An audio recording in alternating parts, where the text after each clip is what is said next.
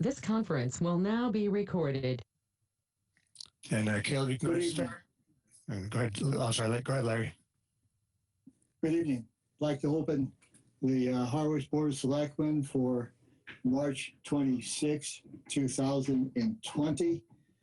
I'd ask for a roll of those who are participating in the meeting with me. I'll start with you, Michael. Aye. Michael here. Steve? Steve Ford here. And our acting town administrator, Joe Powers, has joined us as well. And I'm Larry Ballantyne. I'm on the meeting. So we'll go next to weekly briefing. Joe, do you want to lead that discussion? I do. Thank you, Mr. Chairman. And I need to remind myself I'm about to be reading from notes that I have in Microsoft Word. So it's going to look like I'm connected with you folks, but I'm looking at a different screen. So bear with me. The sum of my update this evening will be obviously directly focused on COVID-19 updates as of today, Thursday, March 26, 2020. Some of this will be slightly repetitive for the board, but I think it'll be helpful for the general public. So as the board and others know, guidance document number 9 was released today. That was a joint message from the health director and I regarding seasonal residents and visitors who may be in Harwich from the Connecticut, New Jersey, or New York area, excuse me. The guidance is directed by the White House Coronavirus Task Force, which suggests that any individuals that are coming from the New York metropolitan area, also known as the tri-state area, and specifically Connecticut, New Jersey, and New York, should practice self-isolation as directed by the CDC out of an abundance of caution. So again, that document was released today by the town of Harwich. We do know that Barnstable County, as well as other regional agencies, are offering similar guidance and direction. This afternoon, we started efforts to place signage near Route 6 for exits 10 and 11, just advising folks. So again, this is in concert with the White House Coronavirus Task Force for folks that may be coming from those areas to initiate self-isolation in accordance with CDC guidance. Want to advise the board directly and the general public that our department head working groups continue to work and to refine their processes. The 5 working groups are workflow process. They're focused on how we are going to actually process requests, any of the requests that come in for government work. Utilizing a Dropbox. I expect to hopefully on Friday, March 27th, distribute either via the website or other mechanisms the announcement of a Dropbox lockbox that you'll see on the side of the building, which is traditionally the administration entrance, if you will. This Dropbox will be accessible from Main Street, so anybody coming in should be coming from Main Street and entering the property. They'll immediately see the box on the right-hand side, and the box is situated in such a place that it is also handicap accessible. So that's a large part of the work that was done this week, in addition to the ongoing work of the messaging work group, as well as succession planning and technology capabilities. Again, as staff is able to refine the workflow process and Dropbox process, we'll be pushing out information specifically to the general public as to how they can use that. I just want to remind everybody that we are still doing a rotation of employees. This is in support of the minimum staffing levels, which were necessitated by the governor's actions and the president's actions to try to reduce the number of people that are congregating in any one area.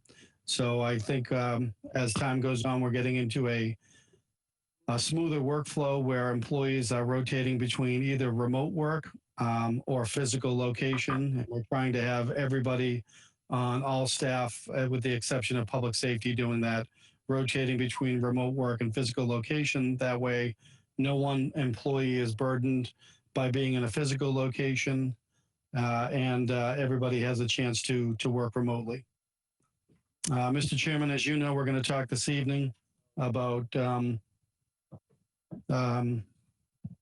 more frequent meetings of the board. So again, this is the second time we've done a Thursday night meeting. I do have a recommendation that I would ask for the board's consensus on later on under interim administrator report. But the point of that is to create more frequent, shorter meetings for a period of time that will end with which is scheduled to end with a selectmen's meeting on Tuesday, April 7th. And that's to leverage the expected announcement by Governor Baker relative to the non-essential order that he put out there. It's been in effect since Tuesday, the 24th, and it remains in effect until Tuesday, April 7th at noontime. Of course, if the governor needs to extend that or change that in any way, we'll be able to leverage a selectmen's meeting that evening. Mr. Chairman, I do know that we've been joined by, or we can be joined by our health director, who can give more specific updates on COVID-19 from a health perspective. So I would appreciate that if Megan could comment.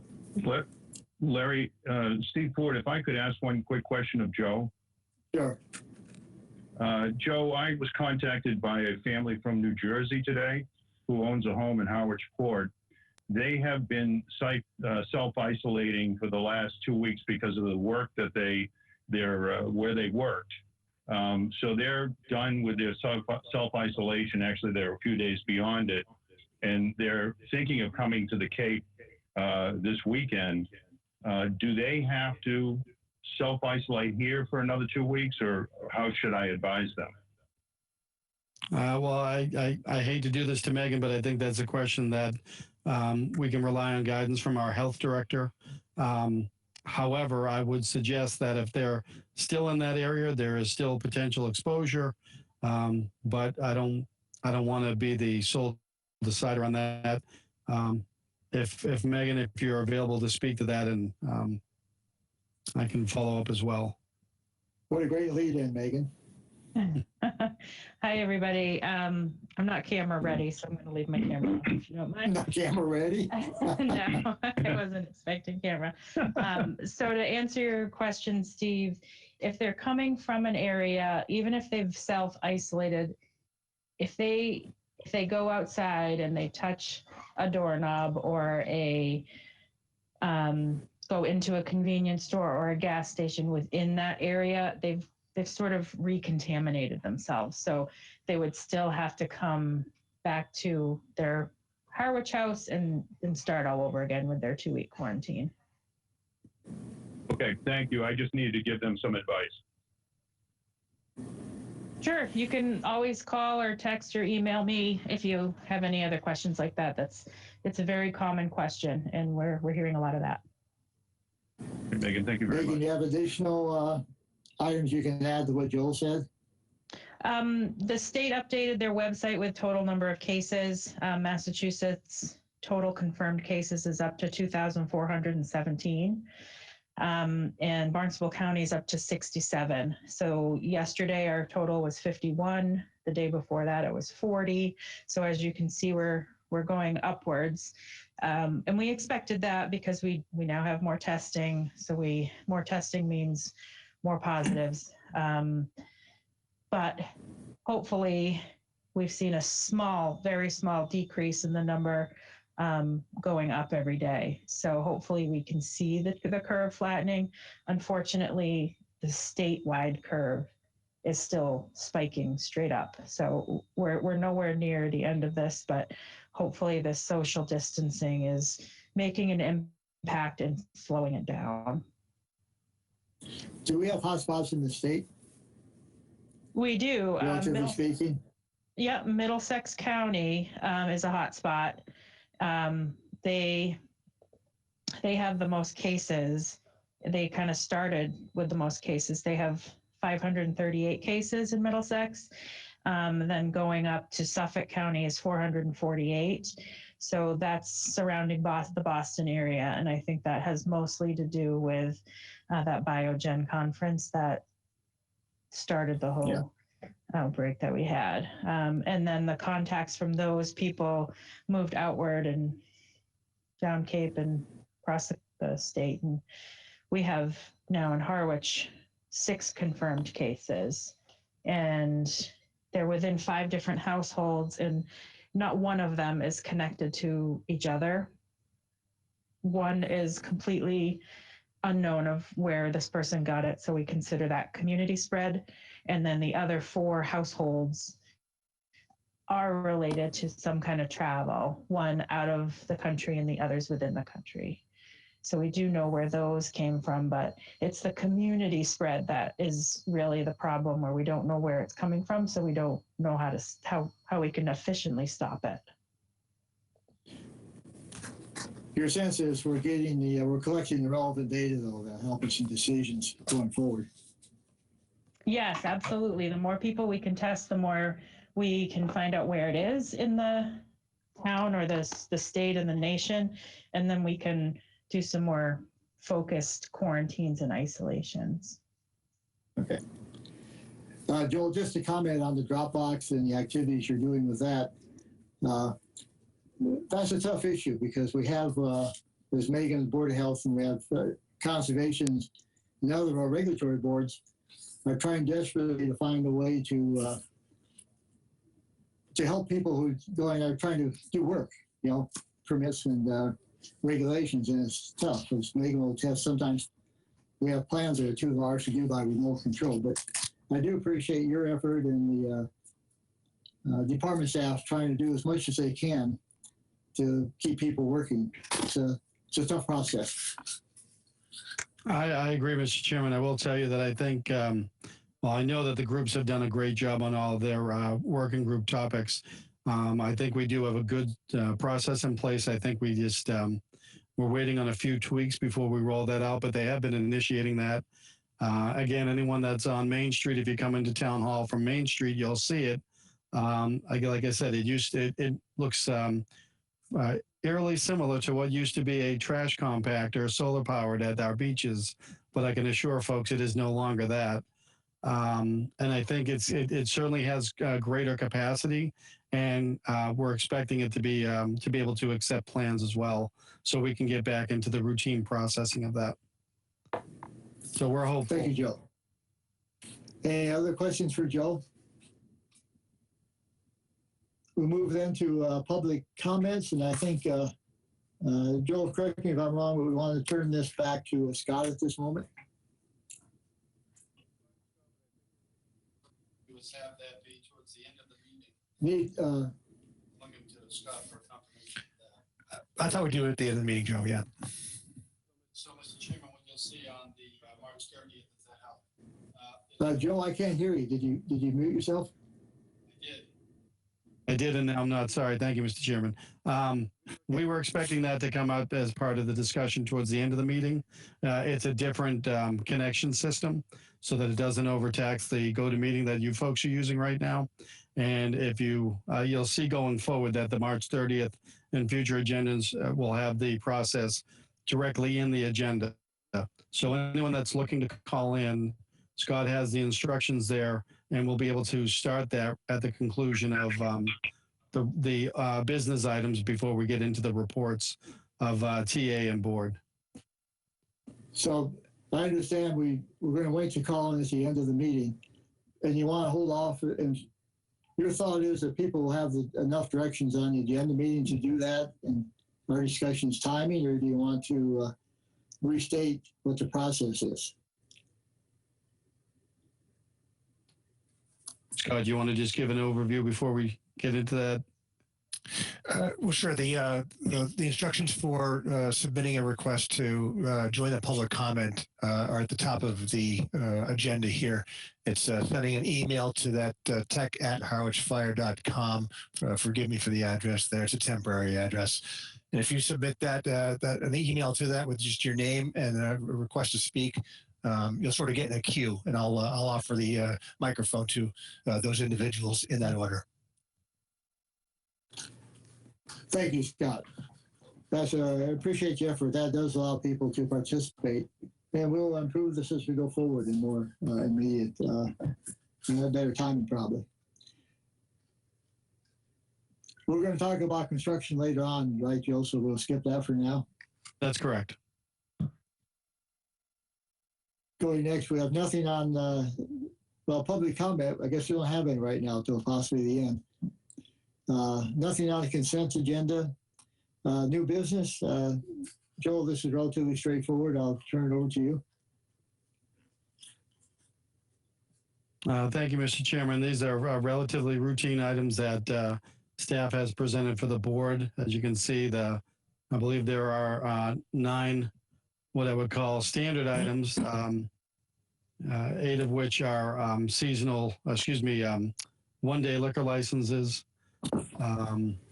for Cranberry Festival. And then there's 1 item relative to a board secretary. And the board should have the information in their packets.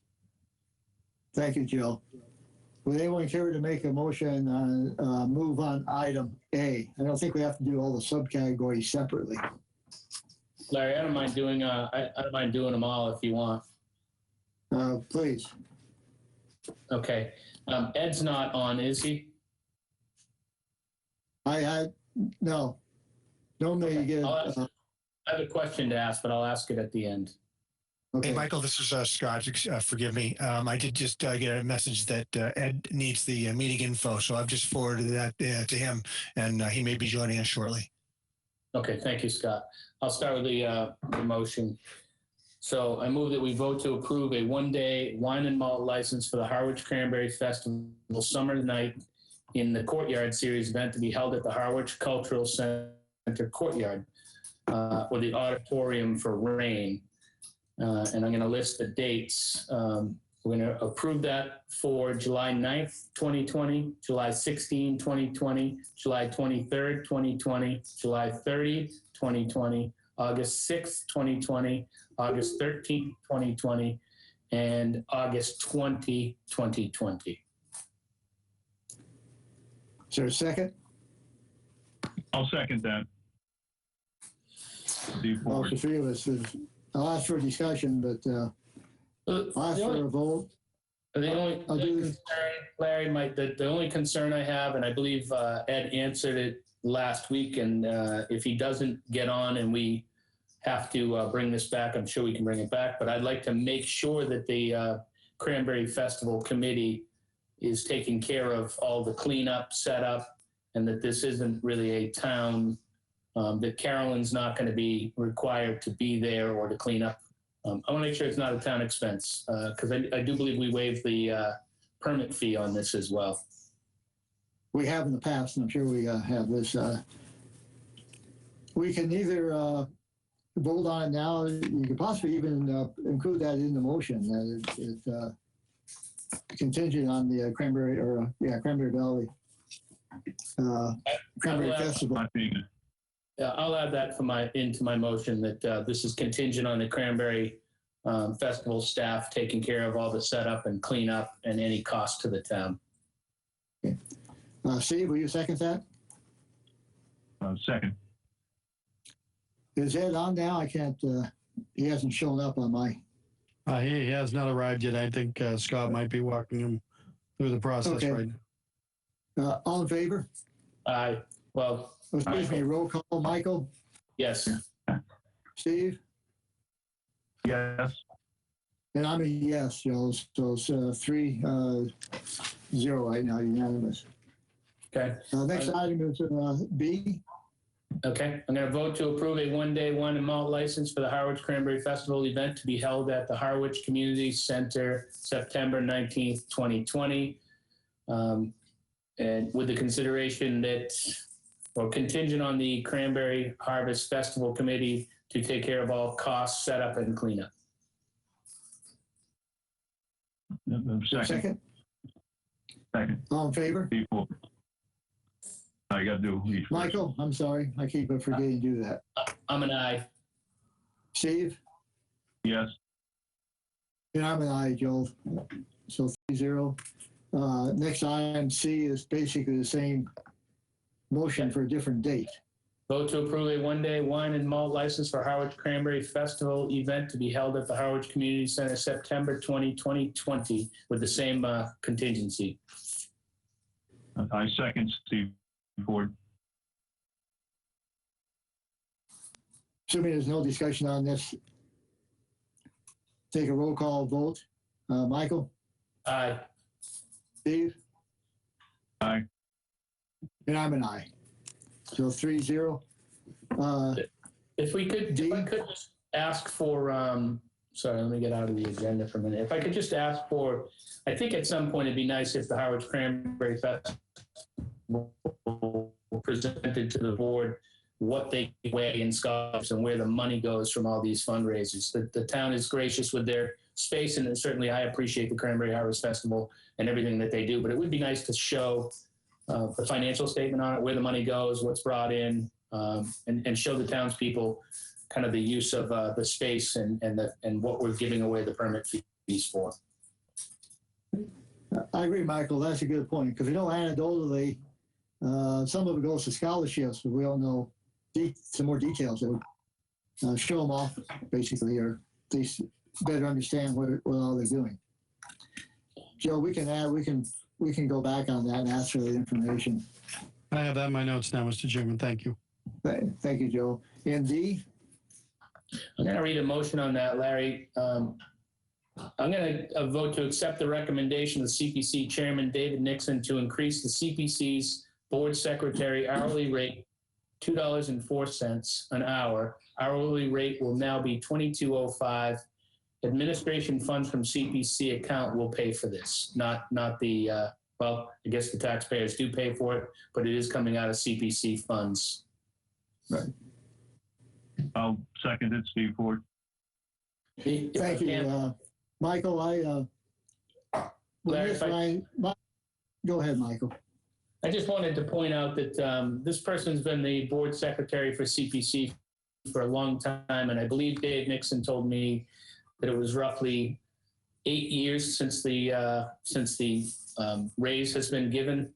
So I think it's an appropriate raise, and it is coming out of the CPC funds, not being added to the town budget.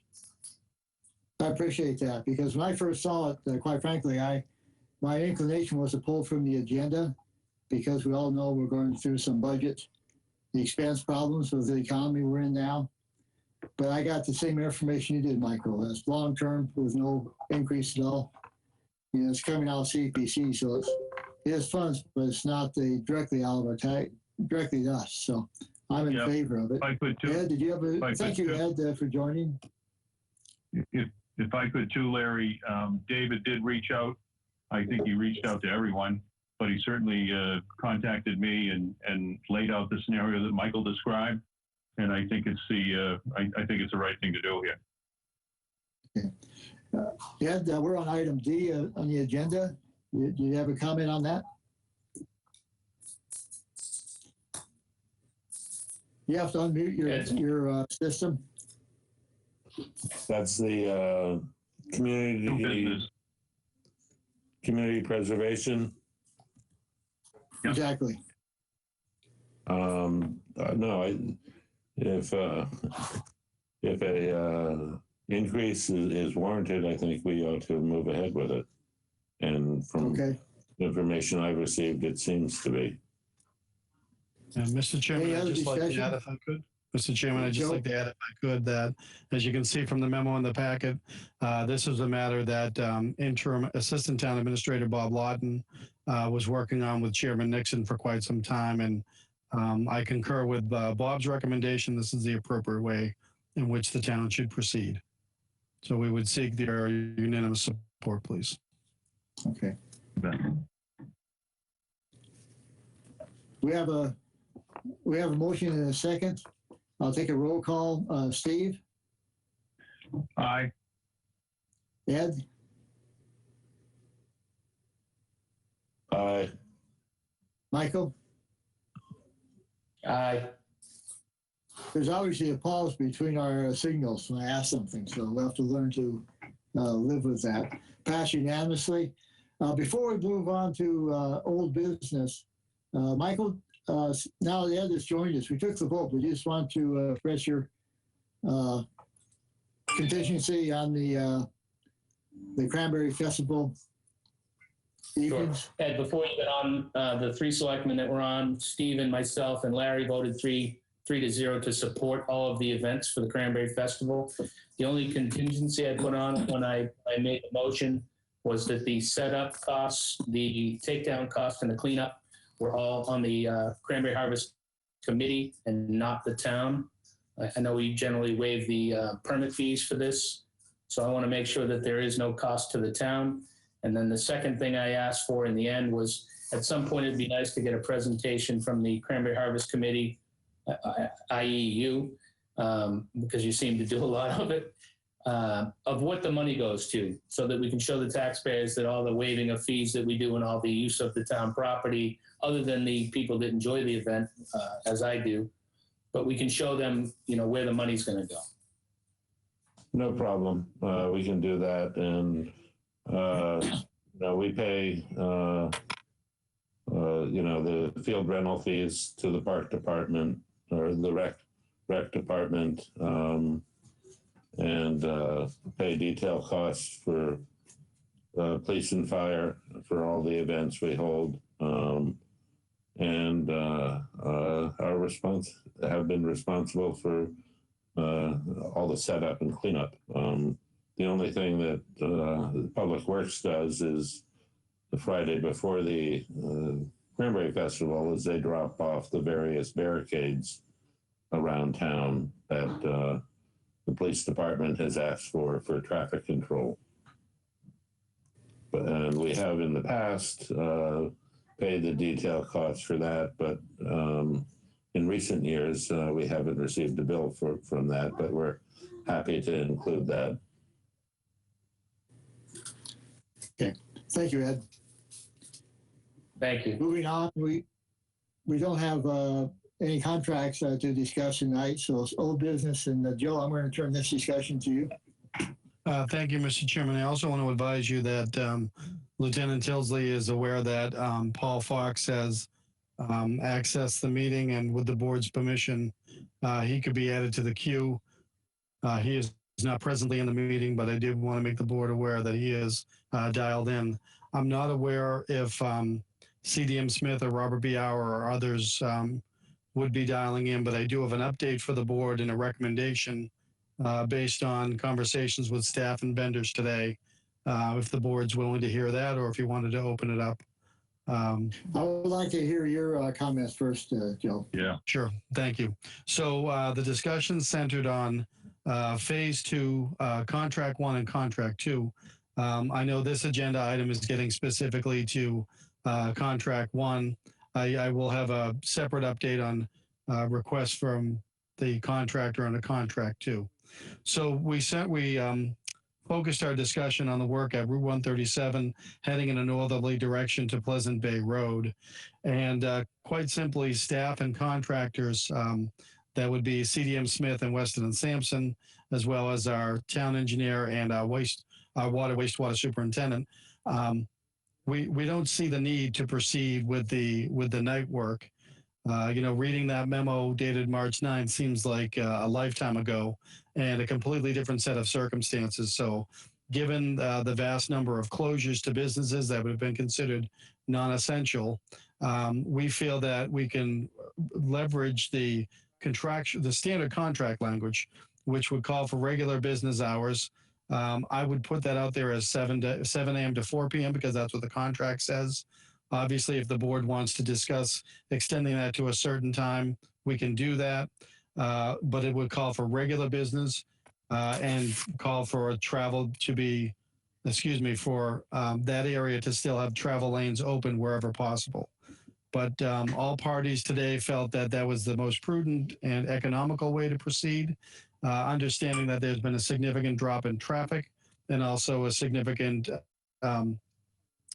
change where the Lighthouse Charter School, among others, is no longer a consideration in the short term because they will not open any sooner than May 4th. So the feeling again is that the unanimous sense is there's no reason to proceed with night work. I think the contractor will be pleased with that because there's a significant reduction in effectiveness. It changes the way they do it so that they should be allowed to continue on Route 137 in a northerly direction in accordance with the standard contract language. regarding hours of operation and travel lane when necessary. Certainly will take Joe, any just questions. a couple quick comments, if I may. Sure. Does it help? Is there value to extend it only an hour, say to 5, to make the day slightly longer? Yeah, there's no objection to that. My reference is that rather than talk about the more onerous discussion that we had earlier prior to coronavirus of extended hours, we can talk about hours beyond the standard contract. So Okay. 7 to 4 is the standard. 7 to 5 is no objection. Okay. My second comment is, it seems, I have to admit, I've been out and around that much, but I know a couple of days ago, I was going through 137, 39, and there were basically no work at all going on. And to the extent possible, I would certainly like to have our Robert Auer really devote the resources to get this job as much as they can from 39 north on 137. There may be legitimate reasons for bouncing around, but this is our focus right now to get that done with the one-lane traffic while the Lighthouse is we have some time to do it. So anything we can do to emphasize that to them, I would think would be to our favor. I agree, and that's the sense of staff as well. Any other comments? Larry, Steve Ford, if I could. How will this affect the businesses that are deemed essential? Isn't there, like the hardware, pop boxes? How does that affect the ability to access that business? Well, I think, Joe, I'll let you answer that, but I think part of the contract is to keep one lane open as much as we can. But Joe, could you respond to that? Yeah, so the discussion we had today, Charlie Sumner was on the line and had mentioned a number of businesses. And I don't want to speak for Mr. Fox, especially knowing that he might be able to weigh in directly this evening. But we do know that even those businesses on that corridor that are essential, the vast majority of them have modified their hours to reflect the governor's order, but also just the realities of business right now. If you travel in that area, we've heard from public safety that the layout right now with the travel lane in front of Mid-Cape by CVS and all that is working well, so that they're able to create the travel lanes presently. And I think we can get a lot of progress done and potentially working with the businesses to create travel lanes that'll work well. Because of the diminished traffic, we can still utilize in some areas sidewalks that lend themselves to redirecting, as we were talking about a few weeks back. So we do feel that it's manageable in daylight hours and to work with the businesses while not impacting their hours of operation greatly. But it is an opportunity, given the school and others, that we can progress as quickly as possible. We can have discussions, and whatever the board comes out of this, staff would be asking the contractors, both of them, to come up with updated timelines. And part of that is because they're under the governor's designation of construction as essential. All construction operations are required to develop plans that support all of the efforts on essential, non-essential. So I believe that DEP and other state agencies are mandating that. So we would still need to have the contractors be mindful of that and update their timelines. It's an opportunity where we might be able to get work done at Sherwood sooner rather than later as well. So the overall point is we don't see the need for night hours, and we do see an opportunity to get the vast amount of that work done in that corridor. Thank you, Steve and Joe. Any other comments? I have several comments, but I think I'd like to hear, if we can, from Paul Fox first. He was the one that was most vocal, most concerned about his business. So before I start, Is Paul on now? We can get him on. Scott, you can. So I maybe gave you the wrong indication. He's sent me an email that he wishes to speak. He hasn't dialed in yet because we haven't opened the meeting up at. So he was looking to utilize the open forum, not this forum. That's correct.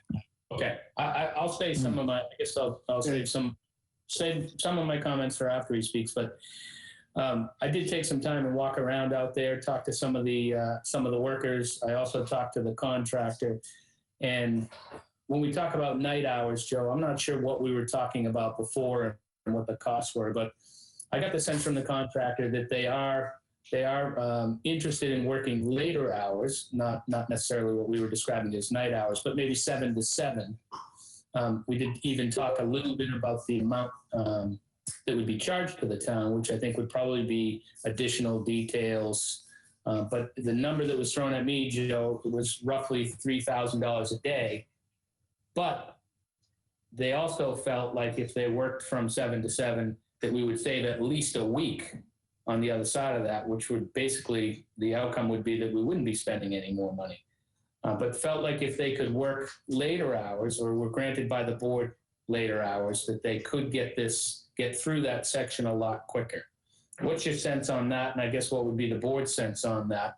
And then again, I'd like to hear from Paul Fox and make sure we're not interrupting business. But I view this kind of like Larry does, and think that we need to march through that section as fast as we can. And now is an ideal time to do that. Hey, Michael? Yes.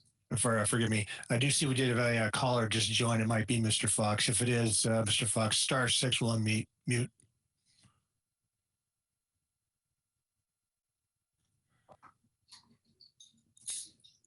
Well, I have no way of telling who caller 2 is. So again, if Mr. Fox, if it's you, you can Mr. Fox back. All right, Mike, I'm sorry. Maybe you want to continue on. Yep, Now no maybe problem. Joe can respond to that. I guess, Joe, I guess my question. Okay. Oh, good. Paul, please join us.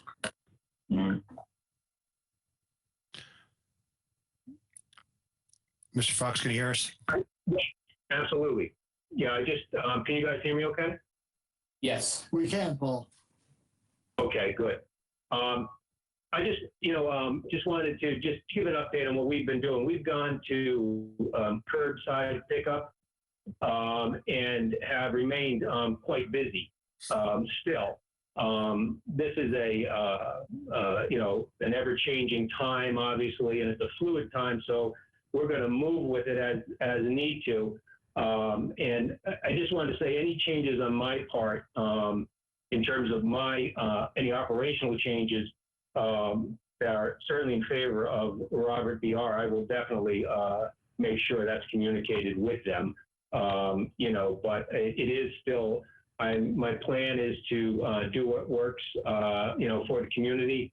And again, at this point, by going curbside, it seems to be the safest at this point. And we've had change is not always easy, but we've had a pretty good response. And I just wanted to share that with you. And what's going to happen next week, I really can't tell you, but we're taking it a day at a time. And just wanted to let you know we still have, we are an open business.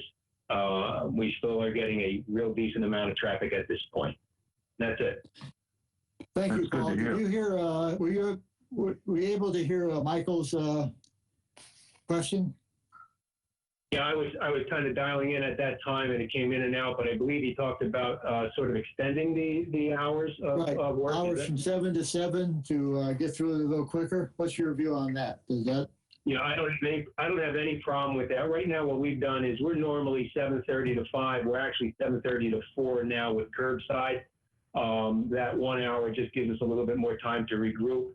And again, going into even next week or the days ahead, I would only see perhaps hours maybe getting a little bit shorter, maybe getting a little bit more compact.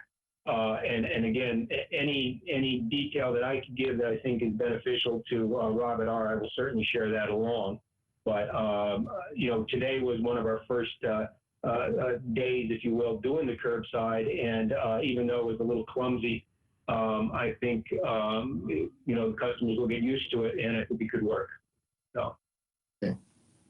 Thank you, Paul. Michael, you had another comment?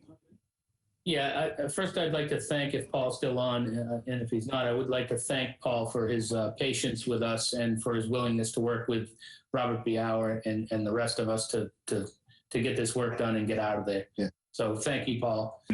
Joe, And I guess that question. And I appreciate that. And I know it's not easy. And, you know, so I'm, you know, again, I just, a lot of different interests, a lot of different parties involved. And, you know, I just appreciate the work that's being done. So thank you. I can still find your store, Paul, so that's what I'm interested in. That's all I can ask. Joel, do you have do you want to respond to Michael's 7 to 7? Yeah, I don't think there's necessarily a concern with 7 to 7, especially with the daylight hours that we're saving now. And to compare it, night hours was defined as 9 p.m. to 6 a.m. So, you know, we're getting as much daylight as we can get in. The one thing I do want to emphasize to everybody that I think is important right now is we should, however, only look at this in regards to essential versus non-essential.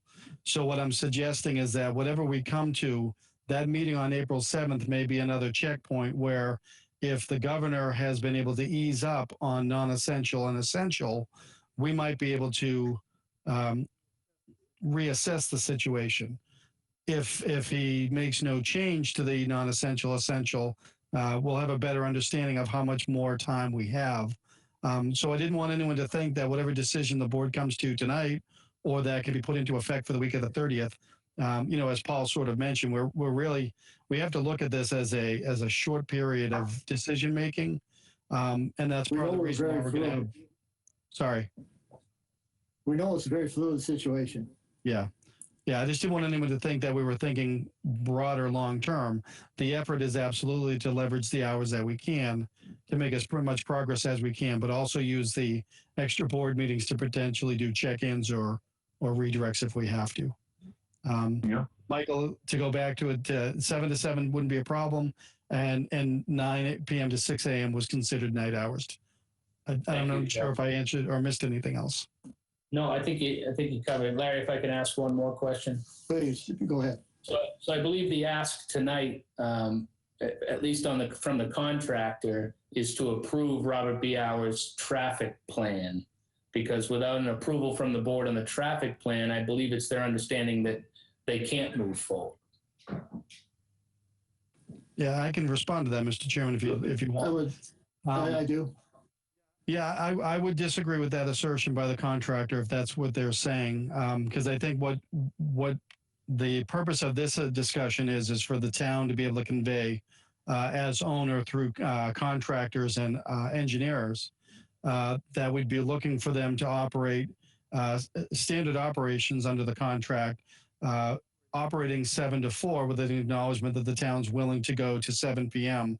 if that's the vote of the board tonight, that as they progress on Route 137, they're always working towards having a travel lane. We still have both vendors still have the open requirement of creating updated timelines, not only for this discussion, but because it ties back to DEP and state directives as a result of the essential, non-essential order by the governor on March 23rd. So I wouldn't, I'm trying to reframe it. I wouldn't base it just on the memo that I wrote for March 9th or a traffic plan that Robert B. Hour had in place before, because there's too many new elements to it based on the governor's order on March 23rd. So I would recommend that the board establish regular hours of operation if it's beyond the 7 to 4. And then we can continue to work with the vendors and we can reestablish conversations. I think if barring any changes in the world, we can get into regular communication using remote technology to get back into it. Before I make, if I may, Larry, Please. Before I make a motion, I want to publicly say that it is my understanding. First of all, I don't want to quote the contractor, maybe just what I heard, and from our last meeting talking about approving a traffic plan, which I think is kind of what the debate was in the last public meeting we had about what was going to be open. So my interpretation of that was that we had to approve a traffic plan. Further, it's my understanding that there would be a barricade put up detouring through traffic down Pleasant Bay Road to Route 39, and that there would be a lane open for residents and business to go through. And then other traffic from the East Harwich side, from the Four Corners side, would be detoured down Austin Road. And then they would make a right on Austin Road onto 137 and into Paul's parking lot. So that would be open, but the road would be closed from the intersection in East Harwich and 137, 139. It would be closed in that direction. And it would be closed at Pleasant Bay Road, other than through traffic coming from the highway heading towards the Four Corners there in East Harwich. Is that your understanding, Joe? I apologize. I missed some of that because I was trying to familiarize myself with the agenda topic, just to make sure I didn't overstep bounds. I guess my answer would be to draw you back to the agenda topic. The topic this evening was for discussion and possible vote regarding ongoing sewer construction work for Phase 2, contracts 1 and 2, including but not limited to work in and around Route 137 corridor. So that's why we're trying to change it from the last discussion on March 9th. In discussions with the staff engineering firm and the outreach firm today, felt that there would be enough information from this recommendation tonight to allow the vendor to continue tomorrow and get the required reporting back on timelines for both contractors for both contracts in regard to the essential, non-essential, and to develop new plans based on that. And the reason why I say that, once we're done with this specific discussion, I do want to update the board on a request that was made by contractor for contract 2, which staff on my recommendation has rejected. I want to bring the board up to speed on that one as well. That's why I tried to make this topic very general, because we're getting inquiries from both contractors, not just from the March 9th discussion, but really based on new developments in the Commonwealth. So we wouldn't be looking for a broad plan beyond next week because we need to see a timeline and we need to see the other documents that are required because there are other issues that relate only to COVID-19, but that all contractors that are still operating in the town have to comply with. Thank you, Joe. Would it be appropriate, Joe, to make a motion now to allow the contractor to start work tomorrow if they choose from 7 to 7? Even if it's just for a week until our next meeting? I would be in favor of that. I'm just trying to think this through because it seems to me as just if we ask contractors to follow their, this is redundant, their contract, which says they'll keep one lane open and change their hours from 7 to 4 to 7 to 7, we've done what we need to tonight. Is that correct? My only thought on that is, and I did not ask staff this, I didn't enter my mind, but typically Fridays has been spent paving. So that if the board were looking for the contractors to continue work on Friday the 27th, we probably want to do something that it says that it ends in the regular paving work they would do for over the weekend. I don't know what that's going to do to the contractors, but that's typically what they've been doing on Fridays. Well, if we vote for 7 to 7, that doesn't require they do that, allows them to do it, right? Are you talking the paving or just the work itself? The work itself. Right, they could utilize up until 7 o'clock. I just want to make sure that because the standard throughout this has always been that when they finish up on Fridays, they are doing paving, they are doing neatening of the roadways over the weekend. So if the board's looking to have them say work 7 to 4 or 7 to 5, or the motion is something along the lines of with ample time to resume normal paving operations, that might work for tomorrow. And Michael, you ready? Yes, I'm interested in just opening it up and allowing the contractor, until you come back to us, Joe, and say that it's not working. I would like to open it up right now so there's no confusion with the contractor tomorrow, to allow them to work from 7 to 7. And work 7 to 7 in my mind is they're out of there at 7 o'clock. They have to have it paved. They have to be the same thing that we did when we were out in front of the houses on the other side of the intersection. That motion that we made basically told them that you're done, cleaned up, and your equipment's off and you're out of there at 7 o'clock. That's what I'm interested in for tonight, unless you tell me that that's out of Can line. you make a motion to that effect? Well, let's hear what Joe says. Yeah, Joe, do you want to respond to what I said? Sure. I don't- Yeah, I mean, what I don't want to do is suggest whether or not you can make a motion. I understand the intent of your motion, however you stated, and I can direct staff and contractors accordingly. Yes. That makes sense to me, what you're looking for. So we don't, you're saying we don't need a So, motion to I make move- it, to move ahead? No, I'm suggesting I would never say that Selectman McCaskill's I would like a motion's out of motion so order, we go on record. but I'm aware of what he's looking Yeah. for generally. And Joe, Larry Seaford, and Joe, you're okay with that? Yeah, because I think what I've heard is that we're going to allow, well, specifically, this is contract one. Again, we need to talk about contract two, but there's nothing that's stopping either contractor from continuing their work on March 27th. Specifically, the contract one, we're suggesting that the board allows them to work beyond the standard contract of 7 to 4 on staff's recommendation of 7 to 7, that when they finish on March 27th, they will button up, if I can use that phrase as Selectman McCaskill is suggesting, including vehicles, debris, and paving all be done. That's exactly what we would be looking for tomorrow.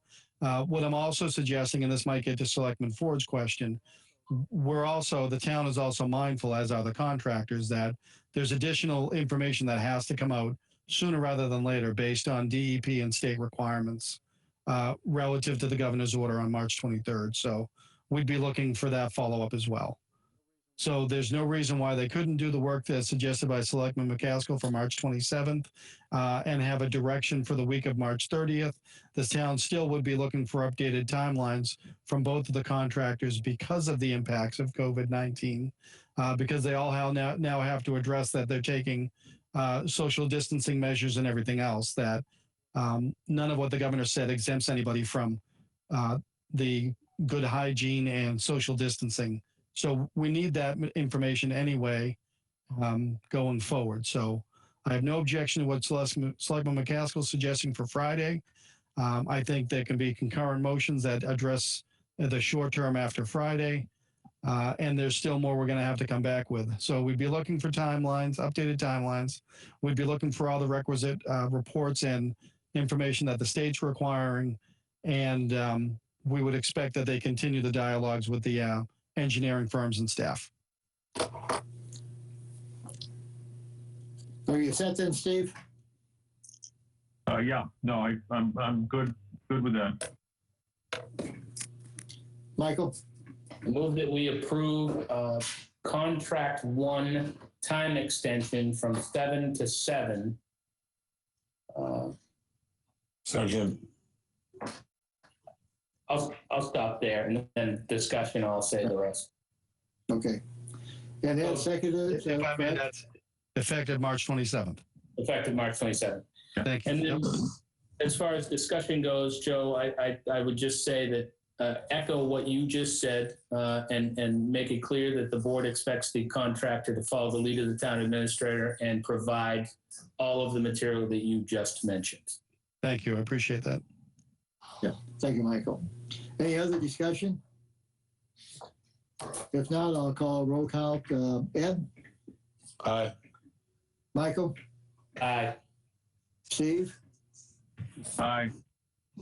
And I'm an aye, Larry. Thank you, Mr. Chairman, members of the board. I appreciate that. As I mentioned, there's also an update regarding contract 2. If you'll bear with me, I have to rely upon notes on a different screen. I did mention, I think at your regular meeting on Monday, that this contractor was looking to progress to a certain point in their contract and their timeline. However, what they were requesting, it would be impacting upon a water main in and around the area of northwest, southwest, and that corridor of 137 and Church Street. It is necessary for them to do that at some point and at some time. However, that action would have knocked water service out for any number of residences. And we can't allow that at this time because we have people who are sheltering in place or staying at home, if you will. And the last thing we should be doing at this time is knocking out their water service. So that request came in through staff. Staff made a recommendation to me, and I supported the recommendation of staff that at this time we can't allow that work to progress because it would have removed basically a public health source of water to houses during the public health crisis. The way that it was conveyed to the contractor is that until April 7th, until we have further guidance from the governor on people being declared essential or non-essential, we could not commit to the water main being cut at this time.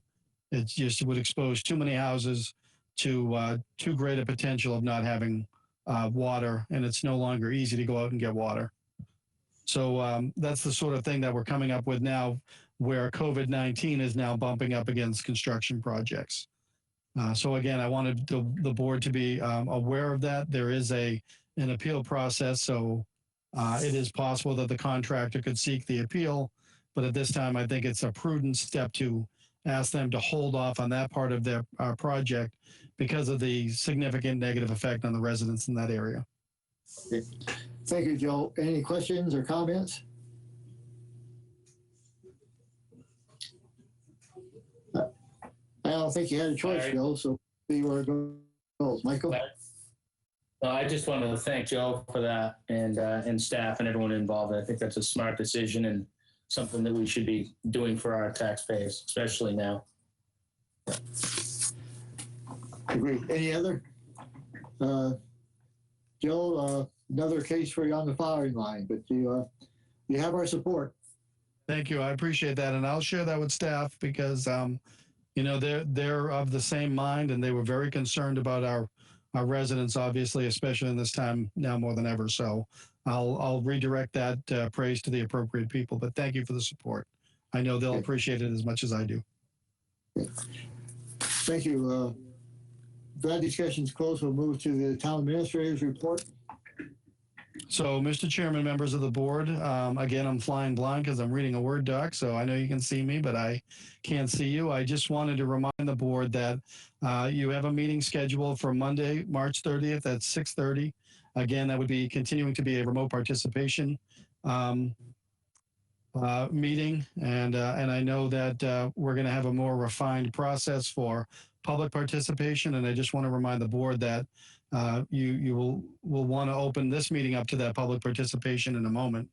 But I'm also asking that the board be mindful, and I'm recommending, it's not an agenda item, so I would be seeking the consent of the board, but I'd like the board to consider a meeting schedule between now and April 7th as Monday, March 30th, 6:30 p.m., Wednesday, April 1st, 6:30 p.m., Friday, April 3rd, 6:30 p.m., and Tuesday, April 7th, 6:30 p.m. And the purpose again for that, Mr. Chairman and members, is to have more frequent and shorter meetings so that the board has the flexibility to get into some COVID-19 specific items. And so by that nature, they are deemed essentially to be emergency items because it relates to the health crisis. Specifically, as I've mentioned, on March 30th, there will be a discussion, hoping to have the town clerk participate if she's available, on the process and potential dates that we could finalize at a future meeting to move our annual town meeting and annual town elections for 2020, as well as a critical discussion that the finance director is looking to have with the board on non-discretionary spending in light of the COVID-19 crisis. I've already directed staff to make me aware of any other critical topics that should be discussed on April 1st and April 3rd. And again, the sense for the April 7th meeting is for the board and the town to be able to react to Governor Baker's update or action on his essential, non-essential order, which is set to expire on April 7th at noon. Again, any of these are subject to change based on future events, but but I am hoping it's to get the consent of the board, Mr. Chairman. And then if there is that, I have one other item to just make everybody aware of, much minor than this one. Okay. What we're asking consent on is having the numerous meetings that Joel mentioned. As we've talked before, I think I'm certainly in favor. I like, especially since we're at home, have more meetings, but keep them short. And we're gonna have some serious discussions on not only the COVID-19, but the budget. First, the spending for the rest of this year, then the fiscal year 2021 budget with all the activity going on. So we need to continue this. But is there any other comment on, or can I assume we have a consensus? Steve Ford, I certainly support that. So any I do as dissent? well. If not, okay. Joel, thank you for bringing that forward, and we'll keep our agenda activity busy. Thank you, Mr. Did you have Chairman. one other item? I did, and it's just that we have some issues that have been discovered. It might be stress on the system, if you will, but there will be a need for the town hall or the town email system, with the exception of the water department and the public works department. Library, public works, and water are not affected, but all other town departments, there will be an outage of email beginning Friday, March 27th at noontime. It's a necessary step. We don't take it lightly, but we're hoping that by bringing the system down, we can correct the errors that we've seen and get it back online as soon as possible. But I did want to alert the board, and by extension, the general public, that the town's email system, with the exception of library, water department, and DPW department, will experience an outage beginning at 12 noon Friday, March 27th. Thank you for that. Idea how long that? We're hoping an hour or two, but like with any other thing like that, you don't know until you get into it. We're trying to minimize it. If we could have done it over the weekend, we would have. Just wasn't practical to do it over the weekend. Larry? Any other questions? Steve, did that do it for you? Larry? No, I'm good. Thanks. Larry? Yes, Ed. I look forward to the repairs to the email system. Hopefully maintain access to my email for more than just a couple days at a time. Okay. We're hoping this cures all ill. So, and then, Mr. Chairman, at this point, I'd like to yield my time and go off video, because I know you're going to open it up for public comment, but I remain to answer any questions. Okay. Scott, I'll turn it over to you then, see if we have callers. Sounds good. A moment ago, I checked my email and there were no more requests, but I'll go through a little process here just to see if we can shake the tree. Just a couple of housekeeping notes. This is a new format for public discussion, and we are sure that there could be some complications, so try to be patient, please. As indicated on tonight's agenda, we are inviting people to speak who have emailed a request to do so. Those requests can be sent even now to tech@harwichflyer.com, and that is at the top of the agenda. And we'll take those emails in the order that they're received. The meeting has been opened up, so you can dial in with the numbers that are given there. And I think that we'll just take a 2-minute break right now just to give people a moment to send that email and dial in. And again, the phone number. Thank you, Scott, and thanks for all your work on this. This has been an interesting process, and it's different than I've seen. I've been in other conference websites, but they haven't tried to open up the public comments we're doing. So that's a new wrinkle that hopefully we're not the leaders, but we'll figure it out and make it even more convenient than it is now. So. Appreciate your effort. I know it's important to you, Mr. Chairman, to allow people to speak, and I'm glad that Mr. Fox had that opportunity tonight. Yeah. Okay.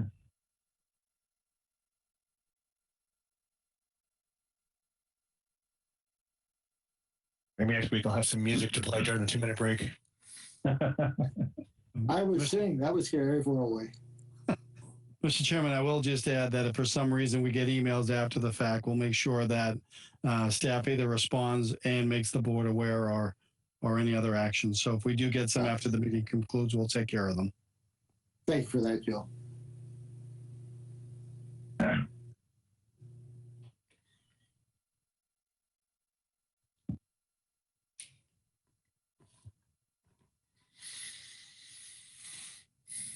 don't know what happens, but I have several pictures now. All I see is you, Michael. That's disturbing.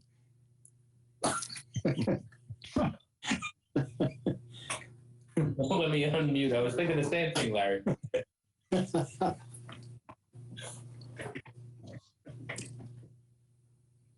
And then you look like a horror show. It's all black except your face. Mr. Chairman, I have no more emails and I see nobody trying to dial in. I'll yield to your decision when we move on. I would entertain a motion to adjourn.